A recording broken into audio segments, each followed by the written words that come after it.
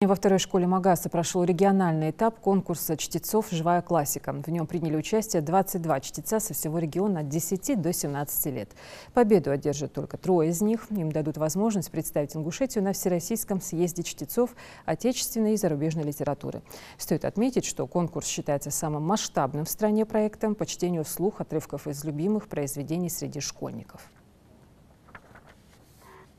Конкуренция сильная, дети, несмотря на возраст, то есть это участники с 5 по 11 классы, независимо от возраста, это ученик 5 класса либо 11 класса, дети достойно себя представили, и произведения выбрали не самые легкие даже для детей.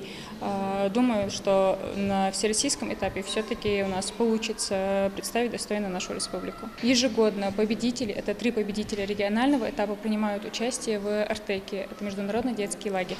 Они представляют Республику Ингушетия. С 2015 года у нас были и победители заключительного этапа, и финалисты. То есть Республика Ингушетия достойно представляла себя на всероссийском этапе.